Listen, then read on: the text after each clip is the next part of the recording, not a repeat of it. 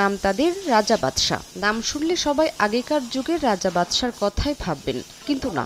কোরবানি ঈদ উপলক্ষে আদর করে লালন পালন করা বিশালাকার দুটি ষাঁড় গরুর নাম রাজা বাদশাহ। ওজন, আকৃতি ও সৌন্দর্যে তারা নজর কাড়ে সবার। দিনে ৩ বার গোসল করানো হয়। গরম থেকে রক্ষা করতে ২৪ ঘন্টা রাখা হয় ফ্যানের নিচে। তাজা ঘাস, খড়, ভুসি ও খৈল খাওয়ানো হয়।